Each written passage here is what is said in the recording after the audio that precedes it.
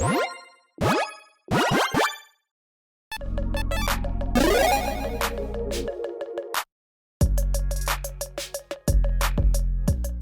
everyone, Mitch coming from the Commanders Course Studio. Welcome to the show. So on today's episode, I'm going to be taking you through my favorite commanders from the Precons. That's right, the golden pig of the March of the Machine Precons is going to be revealed in this episode. If you haven't seen my golden pig episode on the main set, check that out at some point. There's a lot of exciting commanders in the main set, and of course, the Precons did not disappoint. So yeah.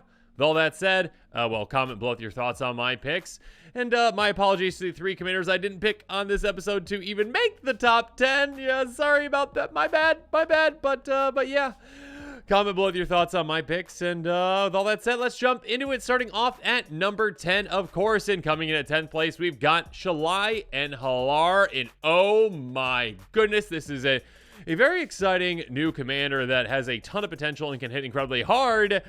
We'll talk about why I put it at 10th. A 3/3 Angel Elf with Flying Vigilance that costs 1 red, green, white. Whenever one or more +1 counters are put on a creature you control, Shalai and Halar deal that much damage to target opponent. So, this is an incredibly powerful brand new commander. And kind of with that, in the Golden Pig Awards, it kind of actually worked against it because, in my opinion, it just is a bit too easy. It's really just a bit too easy to make an incredibly powerful deck around this. You just throw in a bunch of +1 counter synergies, and there you go. You probably win because you're just going to be able to deal out an incredible amount of damage to your opponent's faces. And this is a middle, middle to low, cost commander at 4 mana. So pretty easy to get down, pretty easy to get it back out when you need to. And again, a lot of easy ways to get a ton of counters on things, especially all the new proliferated cards that we got in the most recent set before this one. Yeah, there's a lot of easy ways to hit incredibly hard with this, and yeah, there's also some combos as well, and I'll bring one up here in a little bit, but yeah, it's an interesting commander for sure, but I think just a bit too easy, and so that's why I kind of knocked it down in the rankings at 10th place. So yeah, Feldar Retreat, a great card that works well with it. Hey, land enters battlefield, you can make a 2/2, so great, you can go wide with this, which is huge, because then you can get more counters on creatures, right? And the other one is, again, put a counter on each creature you control. They gain Vigilance on a turn. So, again, if you got 10 creatures and you play a land, cool. You just dealt 10 damage to an opponent's face, essentially. And, again, of course, you're in green, so you've got plenty of ways to get more lands into play. And there's, of course, a lot of ways to get a lot of synergies, when it comes to tokens, when it comes to actually getting counters. Yeah, how about Conclave Mentor? We got there. If one or more counters we put on a creature controlled, plus that many +1, essentially. So, again, that same example, instead of it being, 10 damage, it'd be 20 because you're getting 2 counters on every single one of your creatures. 20 damage to an opponent's face, they're not going to last very long. Of course, there's also ways to double up damage, triple up damage even. Gross. Yeah, just a little too easy. And just to make it a little bit easier, too, why not give your commander lifelink? Locks in Warhammer, +3 with 0 trample and lifelink on your commander. Your commander is the one dealing the damage. So, again, hey, gain 20 life on top of all that, too, because of the lifelink. So, hey, your opponents are going down quickly, you're going up really quickly, and of course, there are also combos like I mentioned. Very easy ones like the Red Terror. And on these episodes, I try to just bring up budget cards, but I just want to bring up this just as an example. Yeah, this one's $9 currently. It's going up in price because of this commander. And yeah, it also combos, I think, with all will be one. Regardless, whenever a red source you control deals damage with one or more permanents and or players, get a counter on it. Basically, it's a very easy synergy. You just dish out 1 damage with a red source, could be your commander going through in combat, and you're like, okay, ping for 1. Okay, get a counter on this. Ping for another 1. An infinite loop, essentially. This gets not infinitely large enough, for your opponent's life totals essentially to be gone. So yeah, and your opponents are pinged to oblivion by your commander. So there you go. I think it's a brand new commander. It's exciting, but it is just, in my opinion, just a little too easy. So Shalai and Halar, congratulations for making the top 10, but you are the 10th place commander. Now let's move on to 9th place, though, and coming in at 9th place, yes, I guess none of these are the worst, obviously. They're not the bottom 3, but yeah, toward the bottom of the list, but still very exciting. We've got Kazla, let's go with that, the Broken Halo. 5/4 Angel Ally with Convoke that costs 3 blue, red, white. Flying Vigilance, Haste. Whenever you cast any other spell that has Convoke, scry to then draw a card. This is a very interesting commander. There's just one thing that's holding it back, in my opinion. This does give you, again, a good kind of, build around strategy. Yeah, Convoke cards, awesome. Yeah, you get a lot of great, benefits from convoking. You not only can convoke this, get your commander off for cheap each time. And again, Flying Vigilance, Haste, 5/4 for just basically 3 mana each time can be great. And then also, yeah, extra value, essentially. Again, scry 2, so set up your next draw. Great card selection, and then also draw a card. Great way to replace the card that you're casting. The only issue is, yeah, there's not really all that many convoke cards. You're limited to 3 color. It's still a good amount. Obviously, if you had 5 color, you'd have even more Convoke that you could potentially utilize. But yeah, you are limited to a small-ish Convoke pool. It's not really all that used of a mechanic. It's a very cool mechanic, but yeah, again, it's kind of a small-ish pool, even with the brand new cards that just came in this brand new set. So yeah, hopefully more and more Convoke cards come out in the future to give you a bit more options. But I think just kind of with a commander like this one, kind of being around a mechanic that doesn't really have all that much support, it's going to be kind of samey from a lot of decks out there. There's going to be a lot of like, oh, I include these Convoke cards and that's it. And sure, there's different synergies you can work with, but yeah, it's just a bit limiting currently. And so that's the one thing that is holding this commander back from being a bit more exciting in my opinion. I mean, yes, there are some Convoke cards that have existed so far, like Venerate Loxodon, a really cool one. Convoke, whenever it enters the battlefield, you get a counter on it for each creature that convoked it. So you could convoke this, get out for free, and it's like a 9/9, which is pretty cool. Plus all the benefits that you get from your commander, you know, those triggers as well. I mean, Thought Reflection, you can also take advantage of your commander's trigger as well. Again, scry 2, draw 1. Now it's going to be scry 2, draw 2, because Thought Reflection doubles up all of your cards drawn. So that can be absolutely massive, you know, whenever you're casting your Convoke spells now. Not only are they replacing themselves, but they're doing that and then some, you know, again, with the scry 2 and then draw 2. Also, there are some, again, brand new Convoke cards as well. This one doesn't have Convoke, but it cares about when you do Convoke. Enters the battlefield, you get 2 1/1 blue and red elemental creature tokens. So more creatures to help you convoke. And of course, I mean, obviously there's other ways to make a lot of tokens as well. Whenever you cast a spell that has Convoke, deals 1 damage to each opponent in each battle they protect. So that's pretty cool. Being able to dish out a lot of damage to your opponent's faces again and again and again throughout the game. Being able to, you know, convoke more cards. Yeah, it's a really cool card. And again, Convoke cards are starting to get more and more support. So hopefully they keep getting more and more support. But yeah, right now, I think that's just the main thing holding this one back. I think, again, it is a cool concept for a commander. I think that is one, again, that if it gets more support in the future, could be even more impactful. So again, Kozla, the Broken Halo, congratulations on your 9th place finish. Next up, moving on to 8th place, though, we've got yet another exciting commander, but one, again, that is held back for pretty much the exact same reason with Saint drafting Rem Carlos. Now, a 3/4 spirit human that costs blue, red, white. When it enters, when it becomes tapped, create a 1/1 red human creature token if the first time this ability is rolled this turn. If it's the second, you get a 1/1 blue spirit with flying. And if it's the third time, you get a 4/4 white instant creature token with flying. On top of that, whenever you cast a spell as Convoke, you untap it. So basically, hey, if you keep using this to convoke more and more and more, you're making more and more tokens. You know, obviously you start with red, then blue, then white. With creatures, you know, so you actually can make more and more creatures that, you know, are, helping you convoke essentially out the, you know, not just the generic, but also the colored pips in your cost as well. And of course, those creatures become more and more, you know, good essentially. You know, a 1/1 without anything on it, then a 1/1 flyer, then a 4/4 flyer. That's pretty impactful. Of course, this doesn't just count when you convoke as well, but yeah, when you do convoke, you get to untap, so you can do it again, which is pretty cool. So again, I really do like the design of this commander.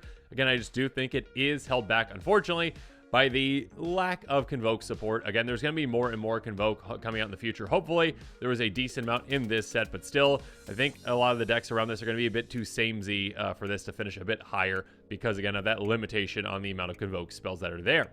Regardless, there's a couple of really good ones that work well with this one. Obviously, our Reckoning can be very good. Again, this commander is pretty low to the ground. You do have some ways to protect it as well, ways to give it indestructible potentially.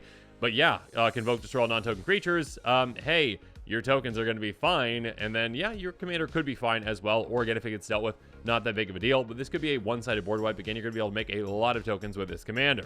Moving on, opposition. Again, this one actually is finally budget-friendly, which is crazy because it hasn't been for such a long time. Enchant for 2 blue, tap an untapped creature, control, tap target artifact, creature, or land. This can be a brutal card. This can be a game-ending card with this kind of a strategy. But basically, just giving you other avenues to tap your commander can be huge. Not just convoke spells, but also other ways to tap your commander so you can ensure that you are getting those creature tokens. And yeah, being able to tap down your opponent's artifacts or creatures, great. Lands, brutal. And again, once you have enough creatures in play, you can kind of just, well, tap down all of your opponent's lands so they can't do anything. Very rude, very mean, but the game's gonna end sometime, and yeah, I mean, that's kind of mean. That's kind of mean.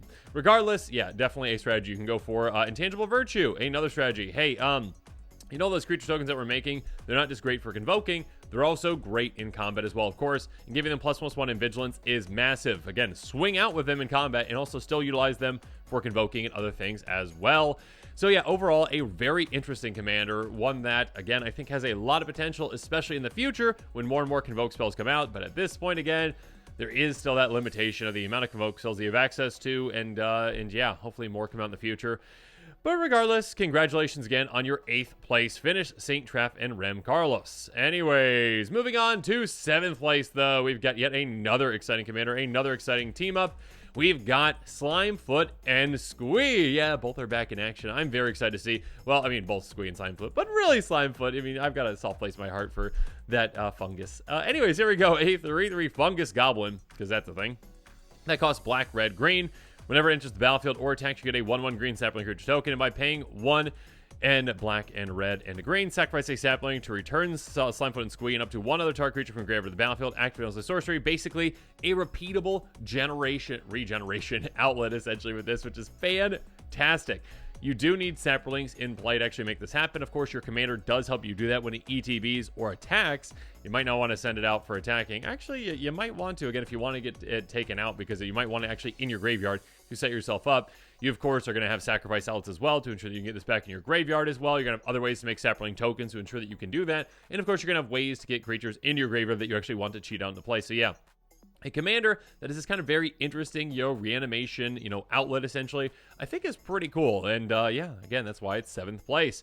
So, of course, you can utilize, some massive creatures, especially ones that cost a lot you don't want to pay for, and ones that can help out in other ways, like, Verdant Force. Hey, a great one.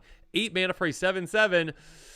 That's a lot, but you know what, again? With this commander, this can basically be just like 4 mana, essentially cheated out of your graveyard. And it says at the beginning of each upkeep, get a 1/1 sapling creature token. So, hey, again, on top of your commander, you want to have other ways to make saplings because you don't want your commander stranded in your graveyard with no saplings in play. That definitely can happen if you don't prepare. But yeah, having this in play, making more and more saplings can be great. Can be a good heavy hitter for you. And again, this is on every single player's upkeep, not just your own. So you're getting 4 creature tokens on every single trip around the table. That is massive. And that's a great way to, utilize those for even more massive creatures.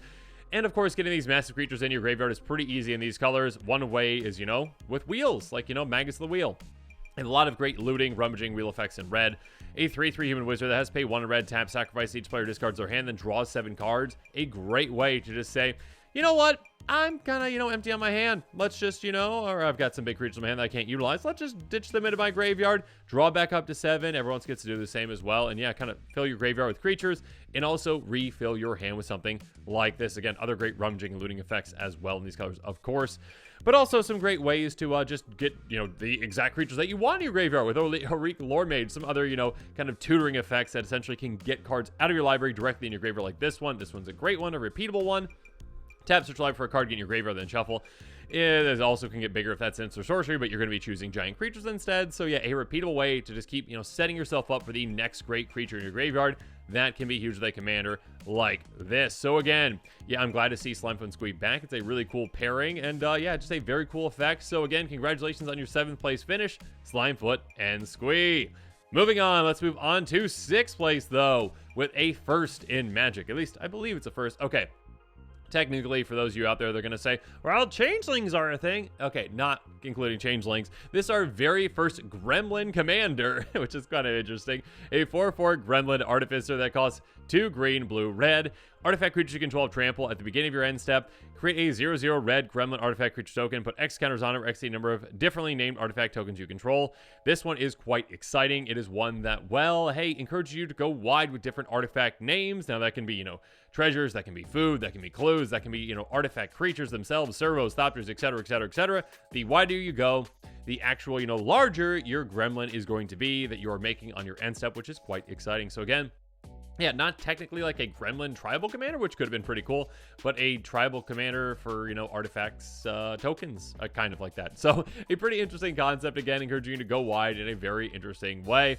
So yeah, you can, of course, utilize a bunch of exciting cards like, well, just good cards like Unexpected Windfall. Hey, make some treasures, discard a card, draw 2, make 2 treasures. Again, getting, that kind of box checked for, one of your artifact names, essentially, like just adding to that artifact name list can be huge in helping you out in the future. And of course, just this providing a good amount of value as well. Of course, clues are another avenue that you can go as well if you're an investigator.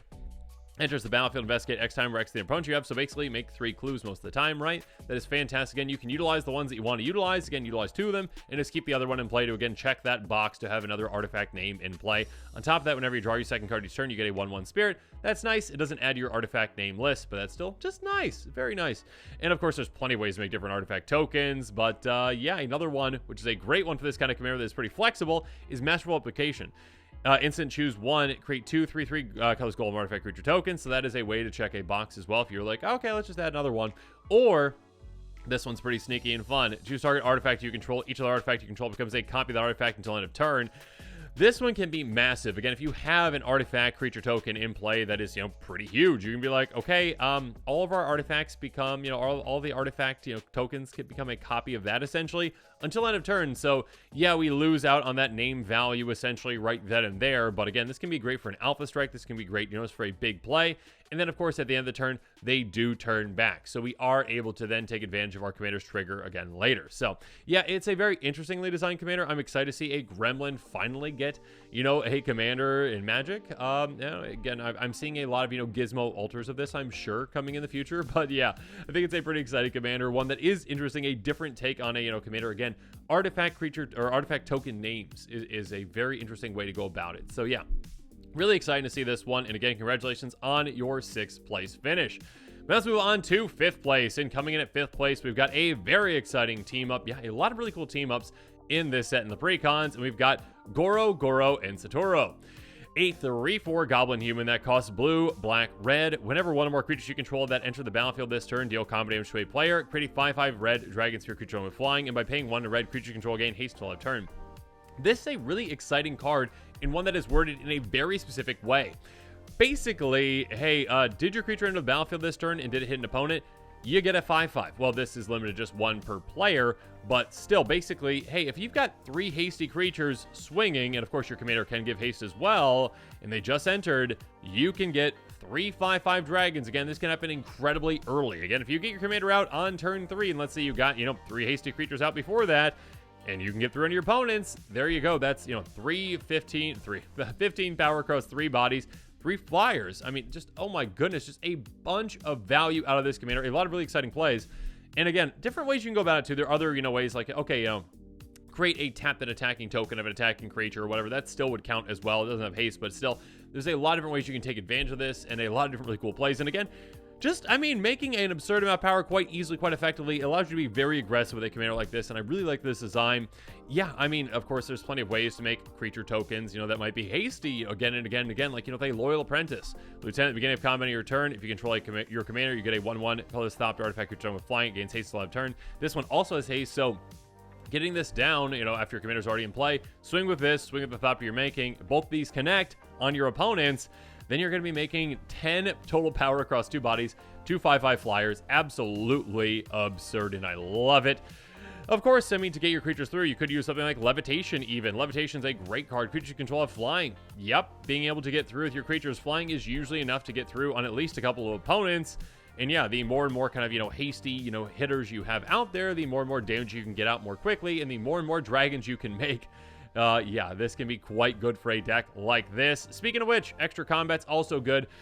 Unfortunately, many of them have gotten quite expensive over the years. I blame you, Ishin, and many other, attack commanders, regardless. Hexplate Wallbreaker is a great one. Currently still a budget one.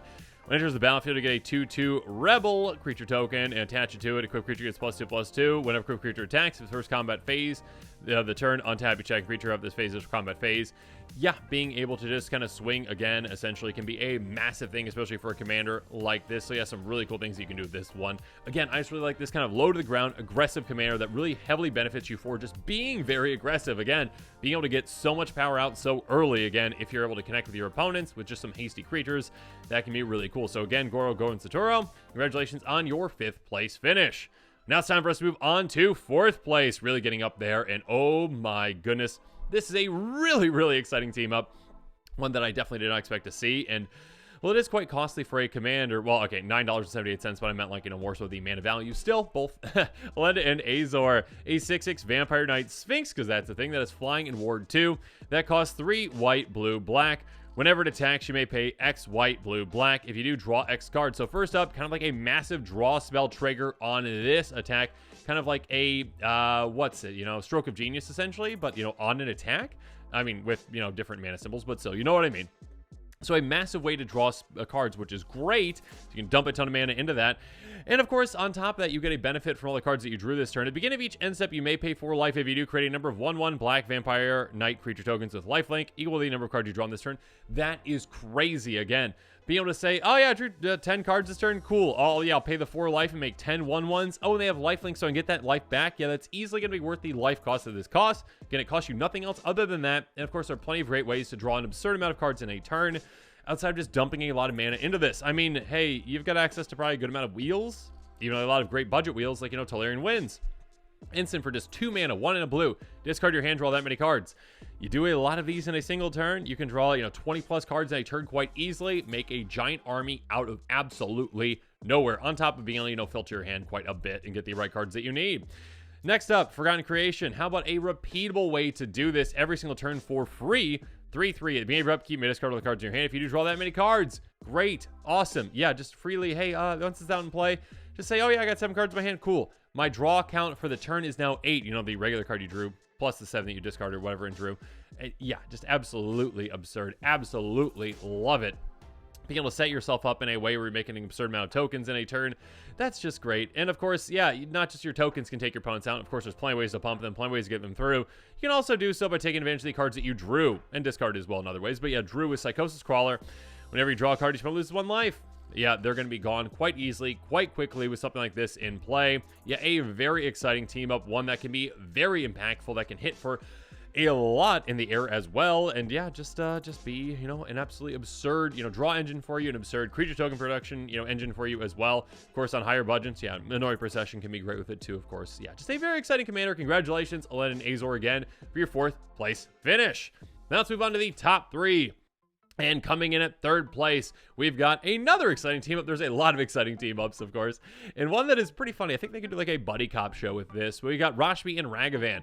We've got a 2/4 elf monkey. Yeah, they're like, okay, everyone, we're teaming up. All right, you go that way. You two go that way. All you giant monsters, together, go that way.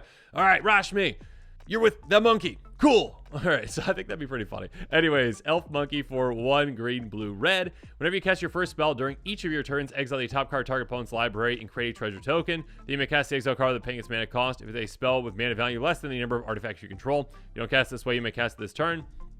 Basically, again, a really cool requirement. I like these kind of cards with these unique requirements, all right? You can get an absurd amount of value out of this. Kind of random value, although we'll see here in a bit, it doesn't have to be random. But an absurd amount of value if you're set up properly. If you have enough artifacts in play, you can basically cast anything off the top of your opponent's libraries for free. It is limited, thank goodness, to just 1 per turn and 1 on each of your turns, so not your opponent's turns either. But still, the amount of value you can get out of this is absolutely absurd. And again, this is already giving you more and more artifacts. It's giving you a treasure token as well, which is very nice. You can use that for mana, of course, or you can just add to your artifact count.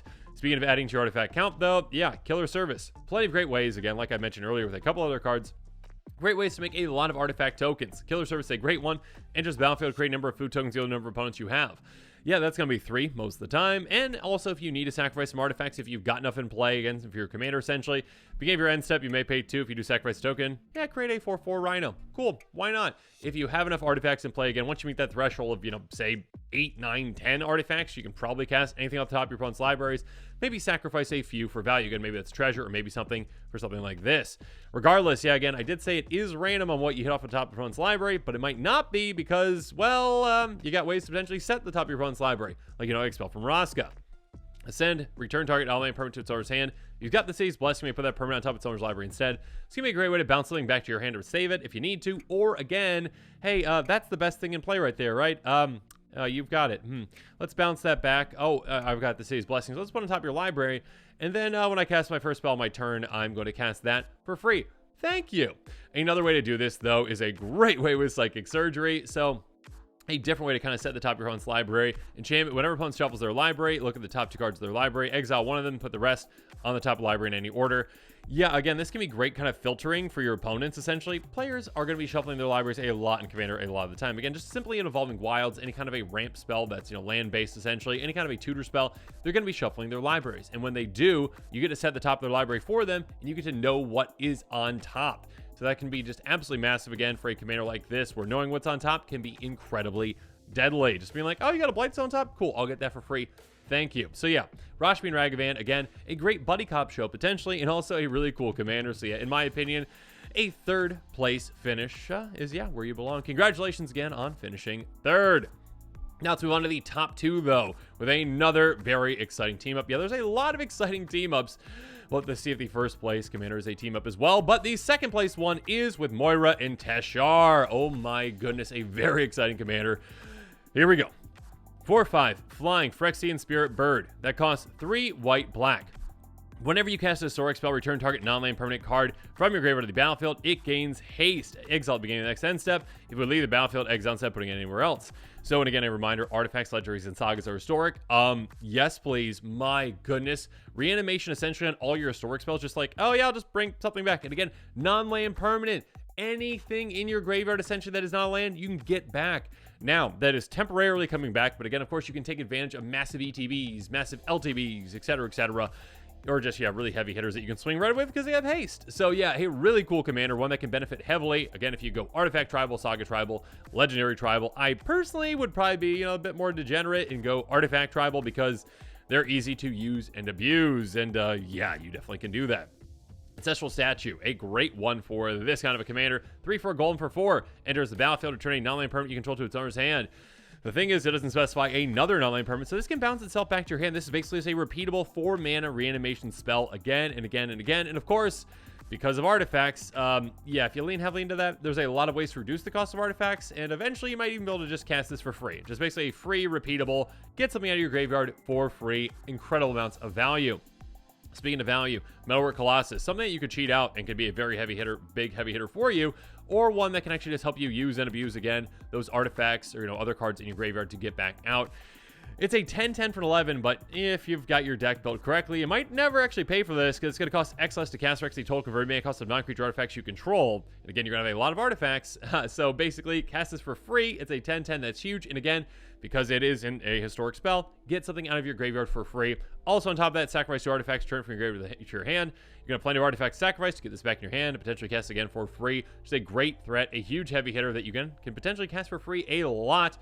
And of course, yeah, again, when you are cheating out some big things out of your graveyard, maybe cheat out something like a Sepulchral Primordial. 5/4 Intimidate Avatar that costs 7, but again, you can get it for free. Enters the battlefield for each opponent. You may put up to 1 target creature card from that player's graveyard on the battlefield under your control. This can be huge. Again, a massive ETB that you can really take advantage of. Again, this might not stay. You can swing with it right away. It has Intimidate, so it might be able to get through an opponent, which is great. But the, you know, creatures that you do get to steal from your opponent's graveyards, those do stay. So again, make sure you're keeping in mind and taking advantage of great ETBs like this one. Overall, a really exciting commander, one that, well, can do some pretty disgusting and awesome things. And yeah, congratulations on your second place finish.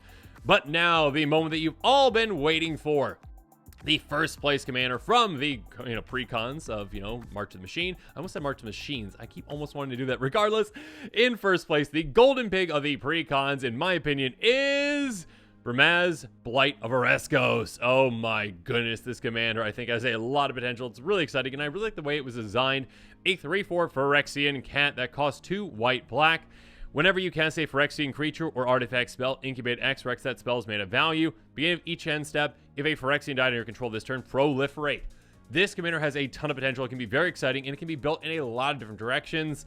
Again, because I'm a bit more of a degenerate, probably Artifact Tribal will be how I go. You can go Phyrexian Tribal. Absolutely, there's some fantastic Phyrexians, some really disgusting Phyrexians, and yeah, that's definitely a direction to take it. I personally would probably go Artifact Creature Tribal, and yeah, there's a lot of crazy things that you can do with this one. Again, taking advantage of every single time you cast an Artifact Creature spell, you get to incubate, and again, I probably should reminded everyone out there, incubating is a brand new mechanic. Essentially, when you create an incubate token that has X counters on it, and pay 2 to transform it into a Phyrexian creature, essentially. Yeah, so essentially you can just keep building up this kind of potential waiting army, or army in waiting, and yeah, the bigger spell that you cast, the more counters you're getting on that, and of course those are Phyrexians, so when they do die, you get to proliferate, which is great. You have a lot of cool synergies with this commander. And again, since you're going to have some artifact synergies, Foundry Inspector, yeah, artifact reduction is going to be great with this commander. A 3/2, 4/3 construct that says artifact spells cost 1 less to cast. Reducing the cost of your artifacts is disgusting with this commander. Again, being able to cast artifact creatures for less, getting, still that giant incubate cost or incubate X on them, essentially, depending on their cost. Again, like a Metalwork Colossus, that's 11 for, X equals 11 for that incubate. And again, just being able to reduce the cost of other artifacts can be great to help you really go off with a commander like this. And on top of that, when you're just casting this, you get, to incubate, which is absolutely fantastic.